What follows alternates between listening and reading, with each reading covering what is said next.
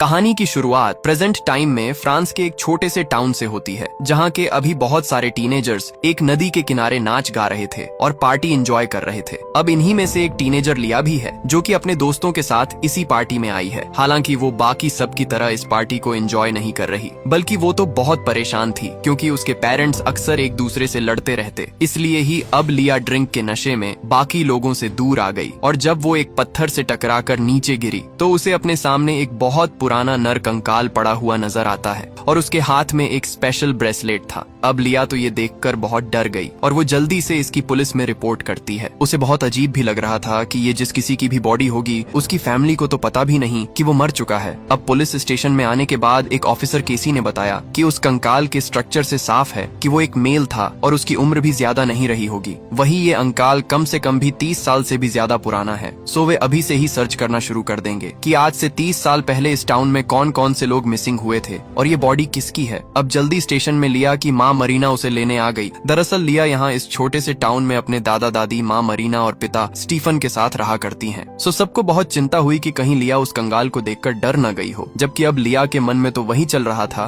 कि वो था कौन, और वो उसी के बारे में सोचते हुए सो गई। लेकिन अब जब अगली सुबह उसकी आंख खुलती है तो उसने देखा कि अब अचानक से उसका पूरा घर ही बदल चुका था। वहीं उसे अपने सामने एक छोटा बच्चा सोता हुआ नजर आता है, और लिया तो जोर जोर से चिल्लाने लगी कि उसके साथ ये सब क्या हो रहा है। तभी उसका ध्यान खुद की बॉडी पर गया, और वो ये देखकर हैरान रह गई कि वो तो अब एक लड़के की बॉडी में है। सो वो जल्दी से अब कपड़े पहनकर बाहर जाने लगती है कि तभी उसे कपड़ों के बीच से वही सिल्वर ब्रेसलेट मिलता है, जो सेम ब्रेसलेट उसे कल वाली बॉडी के पास से मिला था। और यहाँ से तो लिया को सब समझ आ गया कि असल में वो अजीब कारणों से उसी लड़के की बॉडी में आ चुकी है, जिसके कंकाल उसे नदी किनारे मिले थे। अब लिया घबराते हुए बाहर आकर नोटिस करती है कि इस लड़के का नाम तो थॉमस है, जो कि यहाँ अपने छोटे भाई सैम और माता पिता के साथ रहा करता है। सो अब यहाँ शुरू में लिया थॉमस के पेरेंट्स को समझाने की कोशिश भी करती है कि वो उनका बेटा नहीं, बल्कि वो तो एक लिया नाम की लड़की है, जो कि पता नहीं कैसे मगर फ्यूचर से यहाँ उनके बेटे थॉमस की बॉडी में आ गई है। हालांकि उसके पेरेंट्स को लगा कि उनका बेटा उनसे मजाक कर रहा होगा, और वे उसकी बातों को सीरियसली नहीं लेते, जबकि थॉमस का छोटा भाई सैम, जो कि अपने बड़े भाई को अच्छे से जानता था, वो समझ गया कि ये कैसे भी करके उसका भाई नहीं हो सकता। सो उसने लिया को सलाह दी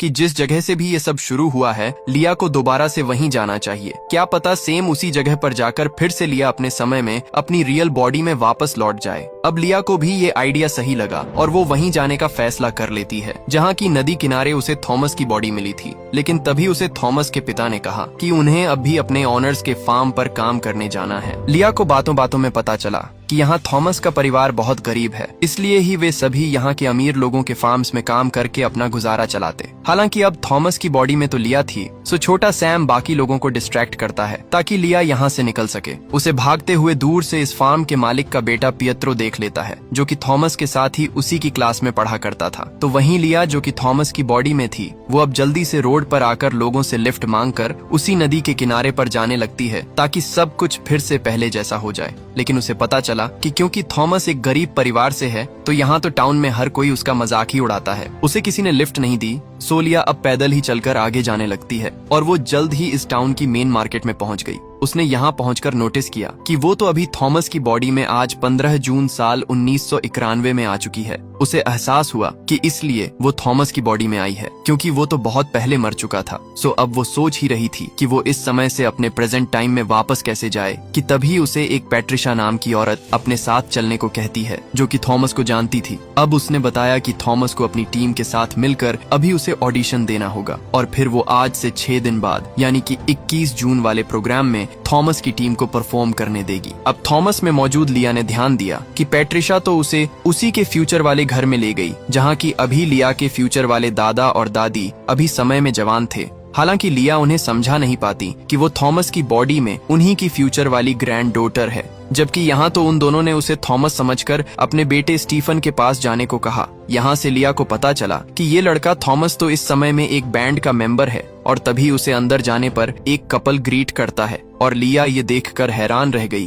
कि ये तो उसी के माता पिता थे, जो कि इस समय में एक साथ एक ही कॉलेज में पढ़ा करते हैं। हालांकि उन्होंने अब तक एक दूसरे से शादी नहीं की थी। अब लिया जल्दी से उन दोनों को समझाने की कोशिश करने लगी कि वो उन्हीं की फ्यूचर बेटी है, जो कि आज से करीब 13 साल बाद यानी कि साल 2004 में पैदा होगी। लेकिन अब बाकियों की तरह उन दोनों को भी लगा कि उनका दोस्त थॉमस उनसे मजाक कर रहा है और वे उसे सीरियस होने को लेकर कहने लगे कि उनकी ऑर्गेनाइजर पेट्रिशिया अभी अंदर आने वाली है, सो वे अच्छे से ऑडिशन करेंगे ताकि उन्हें 6 दिन बाद वाले फेस्टिवल में परफॉर्म करने को मिले। अब लिया ने उन दोनों को देखकर ध्यान दिया कि उसके पेरेंट्स तो इस समय में कितने कूल थे, लेकिन तभी कुछ ही देर बाद यहाँ थॉमस का पिता उसे गुस्से में लेने आ जाता है। उसने थॉमस से कहा कि उनकी हालत पहले से खराब है, ऊपर से वो आज फिर से अपने म्यूजिक बैंड के लिए फार्म से भाग कर आ गया, तो इससे कहीं उनका मालिक उन्हें काम से ना निकाल दे। अब थॉमस के अंदर लिया को बुरा लगता है कि उसने गलती से थॉमस के परिवार के लिए मुसीबत खड़ी कर दी है। वो अब थॉमस के घर वापस जाकर उसकी डायरी पढ़ने लगती है, जिसमें कि थॉमस ने अपने गानों के बहुत से लिरिक्स लिख रखे थे। उसे रियलाइज हुआ कि थॉमस, उसका पिता स्टीफन और माँ मार्टिना तीनों एक साथ मिलकर अपने बैंड से फेमस होना चाहते हैं। वहीं अब उसे ये भी देखना था कि वो यहाँ पास्ट में आ तो गई है, लेकिन क्या वो यहाँ से फ्यूचर को बदल सकती है, क्योंकि थॉमस जल्द ही मारा जाएगा। सो वो अब जल्दी से यहीं चेक करने के लिए थॉमस की डायरी को एक जगह मार्क करके वहाँ गाड़ देती है, ये देखने के लिए कि क्या ये उसे फ्यूचर में मिलेगी। लेकिन तभी वहाँ फार्म के ओनर का बेटा पियत्रो आ गया और वो थॉमस को मारने लगता है, क्योंकि वो आज दिन में काम के दौरान बाहर भाग गया था। वहीं लिया के लिए तो ये सब नया था। उसे तो थॉमस की बॉडी भी नई लगती है, क्योंकि वो पहली बार किसी मेल की बॉडी में थी और वो बाथरूम में ही सो गई। लेकिन अब जब सुबह उसकी आंखें खुली तो वो तो फिर से अपने प्रेजेंट टाइम में वापस आ चुकी थी। अब उसे समझ नहीं आता कि क्या वो सब उसने सोते हुए सपना देखा था या फिर वो सच में ही साल 1991 में चली गई थी। लिया अब यही सब सोचते हुए हर रोज की तरह पहले अपनी मोम को इनके ऑफिस में छोड़ने जाती है और यहीं पर उसे इस समय का पियत्रो दिखाई दिया। ये वही पियत्रो है जो कि साल 1991 में थॉमस को मारा करता था। वो अब प्रेजेंट टाइम में लिया की माँ और पिता स्टीफन की कंपनी का मालिक है। वही लिया अब यहाँ से अपने कॉलेज जाने से पहले सीधा उसी जगह पर जाती है जहाँ पर उसने पास्ट में थॉमस की डायरी छुपाई थी और उसे यहाँ पर सच में ही वो डायरी मिल गई, जिससे कि लिया की दोनों थ्योरी सच साबित होती है। पहली की वो सच में ही पास्ट में गई थी और दूसरी की वो पास्ट में जाकर जो कुछ भी करेगी उससे भविष्य ही बदल जाएगा। अब लिया यहाँ से अपने कॉलेज जाकर अपनी बेस्ट फ्रेंड रेना को सब बताती है कि कैसे वो टाइम ट्रेवल करके साल 1991 में गई थी। हालांकि अब लिया को भी उसकी बातों पर भरोसा नहीं होता, जिसके बाद दोनों यहाँ से टाउन की मीटिंग में गए, जहाँ की पुलिस ऑफिसर केसी सबको बता रही थी कि पुलिस अभी उस बॉडी की पहचान नहीं कर सकी है, क्योंकि इस टाउन में 30 साल पहले कई सारे लोग मिसिंग हुए थे। सो अभी वे कंफर्म नहीं बता सकती कि ये कंकाल किसका होगा। लेकिन अब तभी पीछे से लिया ने सबके सामने कहा कि वो बॉडी तो एक टीनेजर थॉमस की है, क्योंकि उसने उसका ब्रेसलेट पहन रखा था और वहाँ नदी किनारे उसे जरूर किसी ने मारा होगा। अब ये सुनते ही सभी हैरान रह गए कि लिया ये क्यों बोल रही है। तभी सामने से थॉमस का छोटा भाई सैम, जो कि इस समय तक बड़ा हो चुका था, वो भी हैरान हुआ और वो पुलिस पर गुस्सा करने लगता है कि 30 साल से भी ज्यादा समय पहले 21 जून साल 1991 की फेस्टिवल वाली रात को उसका भाई थॉमस कहीं मिसिंग हुआ था और आज इतने सालों के बाद उसका कंकाल मिल रहा है। सो पुलिस ने भरोसा दिया कि वो जल्द से जल्द सब खोज निकालेंगे। वहीं अब सैम मीटिंग के बाद लिया के भी पास आकर पूछता है कि वो उसके भाई को कैसे जान सकती है, क्योंकि वो तो अभी खुद टीनेजर है और थॉमस को मरे हुए 30 से भी ज्यादा साल बीत गए, जबकि अब लिया उसे कुछ समझा भी नहीं सकती। उसे तो खुद समझ नहीं आता कि वो आगे क्या करे, क्योंकि वो पास्ट में जाकर थॉमस की जान बचाना चाहती थी, लेकिन वो ये करे कैसे उसे अभी ये नहीं पता। और लिया यही सोचते हुए फिर से सो गई। लेकिन अब फिर से सुबह होने पर जब उसकी आंखें खुली तो इस बार वो फिर से पास्ट में अपनी माँ मरीना की बॉडी में उठ रही थी और यहाँ से तो उसे बिल्कुल भी समझ नहीं आता कि वो फिर से पास्ट में तो आ गई, लेकिन वो इस बार अलग बॉडी में क्यों आई है।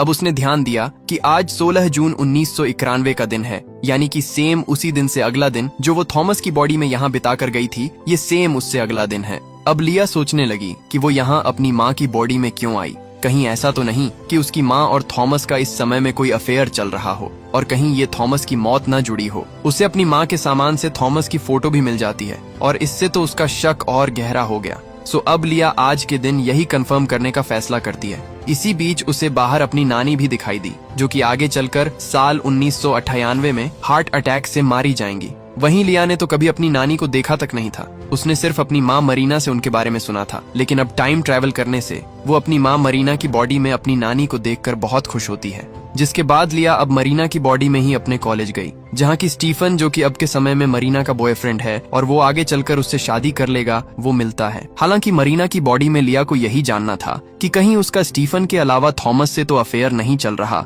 और तभी यहाँ थॉमस भी आ गया और वो दोनों को बताता है कि कैसे अजीब कारणों से उसकी लाइफ से कल का दिन ही गायब है। उसे तो कुछ भी याद ही नहीं कि कल क्या हुआ था। वहीं उसके घर से उसकी गानों वाली डायरी भी गायब है। सो उसे तो कुछ समझ नहीं आ रहा। वहीं अब ये सुनकर लिया समझ गई कि यानी कि कल, क्योंकि वो खुद थॉमस की बॉडी में थी, इसलिए ही थॉमस को कल का कुछ भी याद नहीं। और ऐसा ही कुछ कल मरीना के साथ होगा, जिसके अंदर आज लिया पास्ट में आई है। सो यहाँ से लिया अब प्लान के अनुसार जानबूझकर थॉमस को अपने साथ अकेले घूमने को कहती है, ताकि वो उन दोनों के बीच का रिश्ता जान सके। यहाँ खुले खेतों में घूमते हुए उन दोनों ने देखा कि पियत्रो तो यहाँ शूटिंग की प्रैक्टिस कर रहा था। सो लिया और थॉमस उसका मजाक उड़ाकर भागने लगते हैं, क्योंकि वो अमीर बाप का बिगड़ा हुआ बेटा था। दोनों इसके बाद हैकिंग करने निकल गए, जहाँ अब थॉमस उसे ऊपर से ही नदी में कूदने को कहता है। लेकिन तभी मरीना की बॉडी में लिया को लगा कि कहीं ऐसे ही तो थॉमस की मौत नहीं होने वाली, और वो डरकर उसे बाहर बुलाने लगती है। लेकिन वो तो यहाँ सेफ था। और तभी लिया को फ्यूचर सैम का याद आया कि थॉमस तो असल में 21 जून 1991 की रात गायब हुआ था,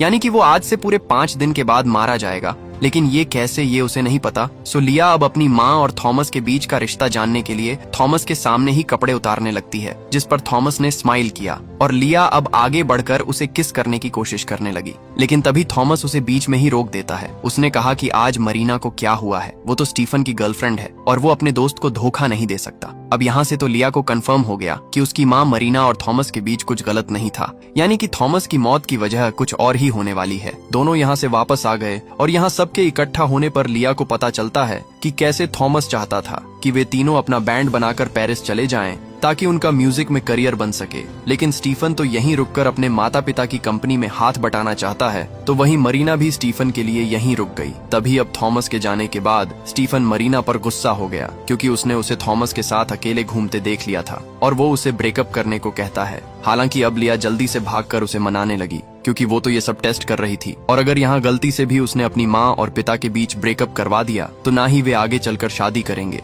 और ना ही फिर लिया पैदा होगी। तो लिया तो अब जल्दी से भागकर स्टीफन को मनाने लगती है कि वो सिर्फ उसी से प्यार करती है और किसी से नहीं। अब आज भी पूरा ही दिन लिया के लिए ऐसे ही निकल गया। उसका शक बिल्कुल गलत निकला कि थॉमस और उसकी माँ के बीच कोई अफेयर रहा होगा। वहीं थॉमस के मरने में अब सिर्फ 4 ही दिन बचे हैं। सो उसे जल्द ही उसकी मौत का कारण पता लगाकर उसकी जान बचानी होगी। वहीं अब फिर से सोने पर लिया की आंखें अपने प्रेजेंट टाइम में खुलती हैं। वो समझ गई कि हर रात जब भी वो सोती है तो वो एक दिन पास्ट में बिताकर फिर अपने प्रेजेंट टाइम में वापस आ जाती है। सो अब लिया उठकर अपनी माँ और पिता से पूछने लगी कि उनका तो उनकी जवानी में बहुत अच्छा बैंड था, तो फिर वे म्यूजिक को छोड़कर कंपनी में काम कैसे करने लग गए। अब ये सुनकर तो मरीना और स्टीफन दोनों हैरान थे कि उनकी बेटी को उनके बैंड का कैसे पता चला, क्योंकि उन्होंने इसके बारे में उसे कभी नहीं बताया था। लिया अब फिर से अपने दोस्त के साथ अपनी एक और क्लासमेट डोरा के फूड ट्रक पर खाना खाने जाती है। यहीं लिया को पुलिस ऑफिसर केसी दिखाई दी और वो लिया को अपने पास बुलाकर रिवील करती है कि कल वो मीटिंग में सच ही कह रही थी। वो बॉडी डीएनए से मैच होने पर सच में ही थॉमस की ही बॉडी निकली।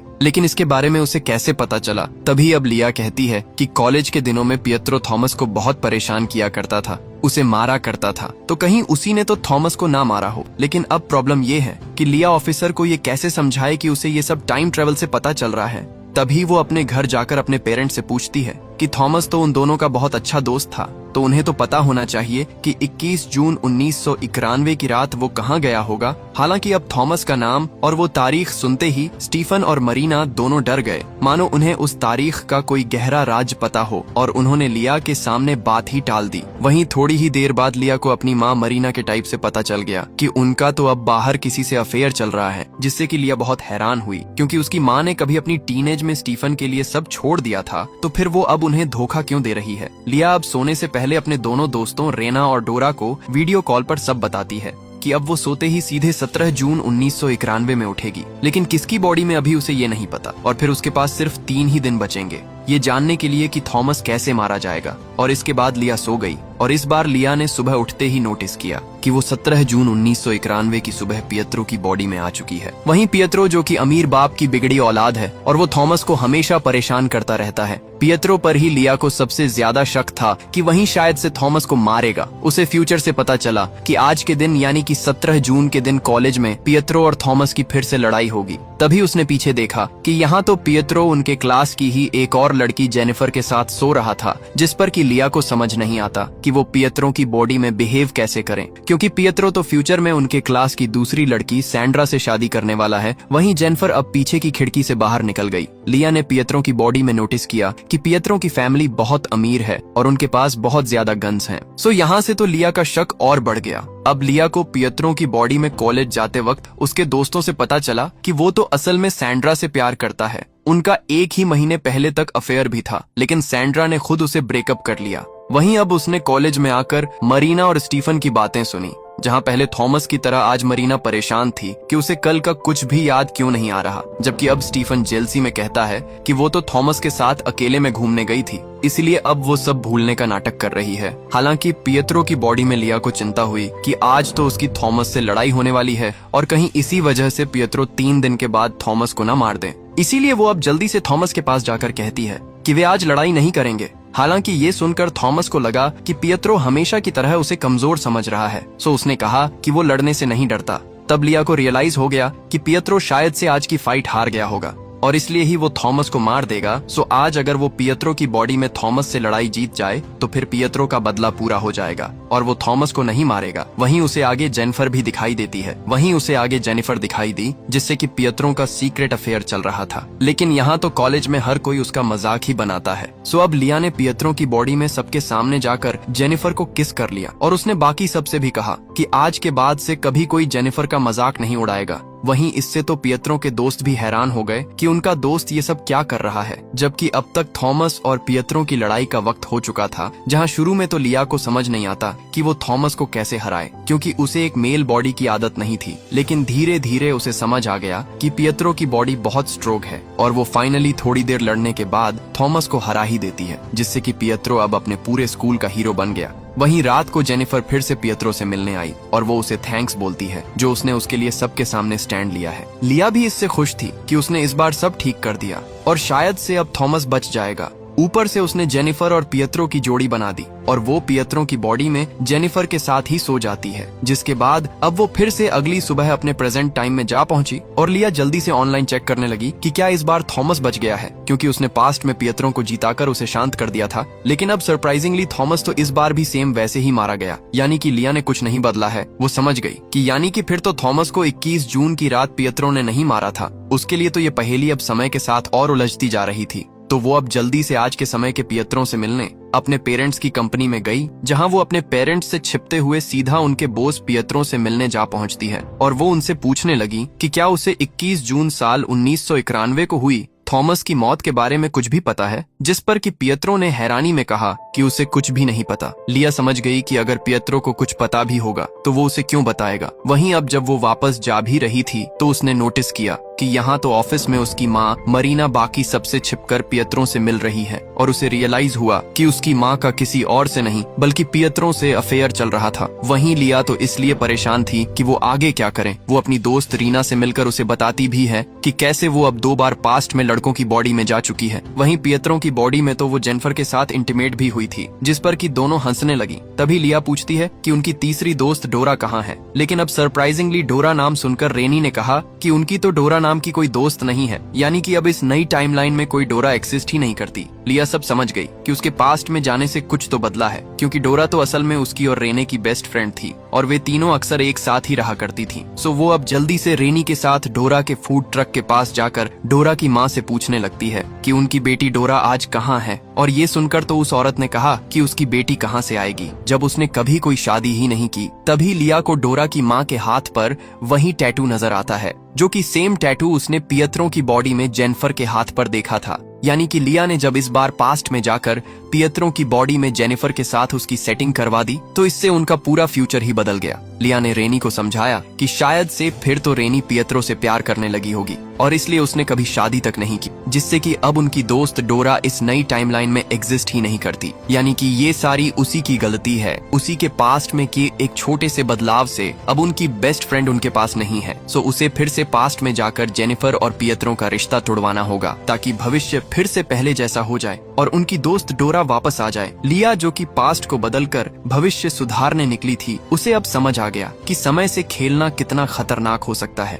और वो फैसला कर लेती है कि इस बार वो पास्ट में जाकर पियत्रो को फिर से सेंड्रा से मिलवाएगी, जिससे कि उसकी असल में शादी होनी थी। अब इस रात लिया के सोते ही वो फिर से टाइम ट्रैवल करते हुए 18 जून 1991 में सैंड्रा की बॉडी में उठती है। हालांकि इससे वो खुश हुई कि ये तो उसके प्लान के लिए सही रहेगा, क्योंकि अब उसे पियत्रो और जेनिफर को अलग कर पियत्रो और सैंड्रा की जोड़ी बनवानी थी, ताकि फ्यूचर फिर से पहले जैसा हो जाए और उसकी दोस्त डोरा वापस आ जाए। अब यहाँ आज लिया को सैंड्रा की बॉडी में पता चला कि उसका परिवार बहुत बड़ा था। उसके कई सारे भाई बहन होने से उसका पिता उन पर हमेशा बहुत सख्ती रखता। हालांकि इनमें से सैंड्रा का बड़ा भाई जोनाथन उसकी बहुत केयर किया करता है। अब आज भी लिया काम की वजह से समय पर तैयार नहीं हो पाती, जबकि उसे तो कॉलेज जाकर अपना प्लान पूरा करना था। सो वो अब बस का समय पूरा होने पर बिना तैयार हुए ही बस में चढ़ जाती है, जिसका कि बाकी बच्चों ने मजाक भी बनाया। वहीं अब कॉलेज पहुंचकर वो देखती है कि यहाँ तो उसके पेरेंट्स और थॉमस एक साथ बैठे हैं, और क्योंकि उनकी सैंड्रा से ज्यादा नहीं बनती तो वे भी उसका मजाक बनाते हैं। जबकि लिया, जो कि सैंड्रा की बॉडी में थी, वो अब अपने प्लान के अनुसार पियत्रो को देखकर उससे बात करने की कोशिश करने लगती है। वो जानबूझकर उससे फ्लर्ट करने लगी, जिस पर कि पियत्रो आखिरकार पूछ ही लेता है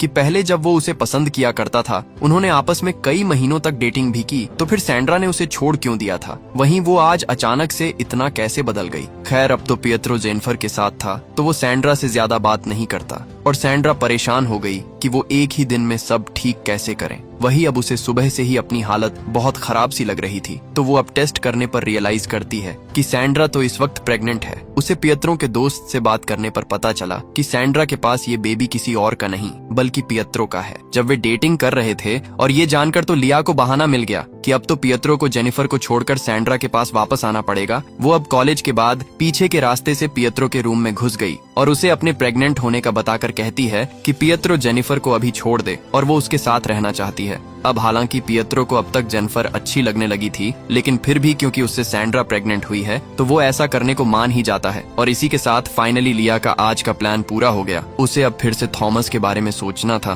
कि वो उसे कैसे बचाए। सो वो अब यहाँ से सीधा अपने पिता स्टीफन के घर जाती है, जहाँ से उसने छुप कर देखा कि यहाँ तो स्टीफन, मरीना और थॉमस एक साथ इकट्ठे होकर अपने फ्यूचर के बारे में सोच रहे थे। दरअसल थॉमस, जो कि गरीब परिवार से है, उसने कहा कि उन्हें अभी यहाँ से पेरिस चले जाना चाहिए ताकि उनका बैंड आगे बढ़ सके, जबकि स्टीफन ने कहा कि वो ऐसा नहीं कर सकता, उसे यहीं रहकर अपने माता पिता के बिजनेस में उनका हाथ बटाना है। मरीना ने भी कहा कि वो भी स्टीफन से प्यार करती है और वो भी उसके पास यहीं रुक जाएगी, जिससे कि थॉमस को बहुत बुरा लगा कि अब वो अकेला रह चुका है। यहाँ रहने से उसका कभी कुछ नहीं होने वाला, और वो गुस्से में बाहर निकल जाता है। वहीं अब लिया, जो कि सैंड्रा की बॉडी में थी, वो सोचने लगी कि उसे आगे क्या करना चाहिए, और तभी उसे रास्ते में सैंड्रा का भाई जोनाथन पिक करने आता है। लिया को यहाँ रियलाइज हुआ कि सैंड्रा के भाई को उसकी प्रेगनेंसी के बारे में पहले से पता था, और वो उससे पूछने लगता है कि वो इस बच्चे का क्या करेगी। हालांकि अब सैंड्रा की बॉडी में लिया थी और वो सैंड्रा की बेबी का डिसीजन उसके लिए खुद कैसे ले। सो उसने जोनाथन से कहा कि वो उसे सेम यही सवाल कल पूछे, क्योंकि कल तक वो सैंड्रा की बॉडी में नहीं रहेगी, वहीं से कोई भविष्य भी नहीं बदलेगा। क्योंकि लिया पहले भी देख चुकी थी कि अगर वो किसी और की बॉडी में जाकर उसके लिए फैसले लेती है तो भविष्य में कितनी बड़ी गड़बड़ हो सकती है। उसे इतना तो पता चल गया कि सैंड्रा का भाई जोनाथन बहुत अच्छा है। वहीं अब उसे सोने से पहले रियलाइज भी हुआ कि आज की घटनाओं के बाद उसे ऐसा लग रहा है कि कहीं आज स्टीफन और मरीना से लड़ाई के बाद थॉमस कहीं अकेले पड़ने से और अपना करियर खराब होते देख कहीं वो खुद ही तो नदी के किनारे जाकर अपनी जान ना दे दे। सो वो फैसला करती है कि कल वो दोबारा जब वो किसी और की बॉडी में पास्ट में आएगी तब वो इस बारे में और जानेगी। इसके बाद वो सोकर फिर से अपने प्रेजेंट टाइम में वापस पहुंच गई।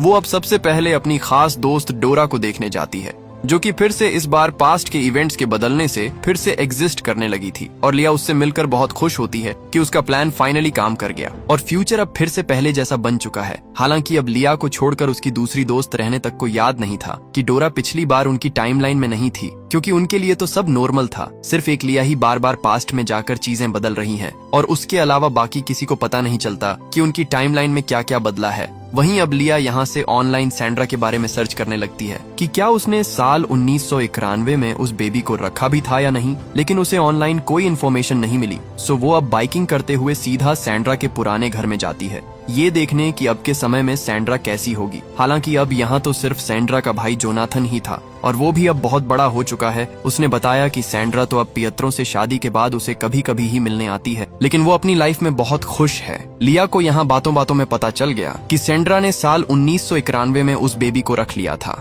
और इसके लिए उसके भाई जोनाथन ने उसकी बहुत मदद की, जिससे कि लिया अब खुश होकर वापस अपने घर आने लगती है कि तभी अब रास्ते में उसे पुलिस ऑफिसर केसी मिली और उसने लिया को अपने साथ चलने को कहा। ऑफिसर केसी ने रिवील किया कि फाइनली थॉमस की बॉडी की रिपोर्ट्स आ चुकी हैं और इन नई आई रिपोर्ट्स के हिसाब से 21 जून साल 1991 की रात किसी ने थॉमस के सिर में गोली मारी थी और उसी से उसकी जान गई। अब ये जानकर तो लिया भी हैरान हो गई। वो सोचने लगी कि क्या थॉमस ने खुद ही अपने सिर में गोली मारी होगी या ऐसा किसी और ने किया है। वहीं अब उसने घर जाकर भी देखा कि यहाँ उसके पेरेंट्स को थॉमस की डायरी उसके कमरे से मिल चुकी है। दरअसल ये वही डायरी है जो कि उसने पास्ट में छिपाकर इस समय में निकाल ली थी। सो लिया आखिरकार अब उन्हें सब सच बता ही देती है। हालांकि इसके बावजूद स्टीफन और मरीना को भरोसा नहीं था कि लिया सच भी बोल रही है। उल्टा अब लिया ने उनसे पूछा कि 21 जून 1991 की फेस्टिवल वाली रात थॉमस के साथ असल में क्या हुआ था, क्योंकि वे तो उसके बेस्ट फ्रेंड्स थे तो उन्हें तो इसका पता ही होना चाहिए। लेकिन स्टीफन और मरीना अब उस बारे में कोई बात नहीं करते, जिसे अब गुस्सा होकर लिया ने बता ही दिया कि उसकी माँ मरीना का पियत्रों के साथ अफेयर चल रहा है, जिसे कि सुनकर स्टीफन बहुत गुस्सा हुआ और वो मरीना को छोड़कर पियत्रों से लड़ने निकल जाता है, जिससे अब पीछे से मरीना लिया पर गुस्सा करने लगती है कि उसे इसके बारे में कैसे पता चला। वहीं लिया तो अब उनसे बात ही नहीं करना चाहती। उसने कहा कि उन्होंने ही थॉमस को अकेले छोड़ दिया था, तो उसे लगता है कि थॉमस की मौत के पीछे वे दोनों ही शामिल हैं। अब मरीना तो ये सुनकर लिया को थप्पड़ मार देती है और वो भी बैग में अपने कपड़े भरकर घर से निकल गई। यानी कि अब पूरे घर में लिया अकेली रह गई है। सो अब उसने अपनी खास दोस्त रेनी को घर बुला लिया। उसने कहा कि आज जब वो सो जाए तो रेनू को रात भर जागकर उसे रिकॉर्ड करना होगा। दरअसल लिया अब जानना चाहती है कि जब हर रात वो सोने के बाद पास्ट में जाकर उठती है तो उसकी बॉडी के साथ प्रेजेंट में क्या होता है। वहीं अब आज रात फिर से सोने के बाद वो पास्ट में थॉमस की मौत के 2 दिन पहले उठेगी। वहीं लिया को तो ये भी नहीं पता कि वो इस बार किसकी बॉडी में उठने वाली है, क्योंकि वो हर बार पास्ट में जाकर किसी न किसी अलग इंसान की बॉडी में पहुंचती है और उसे अब आने वाले 2 दिनों में ये पता करना होगा कि पास्ट में थॉमस की मौत कैसे होगी। वहाँ ऐसी कौन सी मिस्ट्री है जो कि उसे भी नहीं पता। कहानी में अभी बहुत बड़े ट्विस्ट आने बाकी हैं,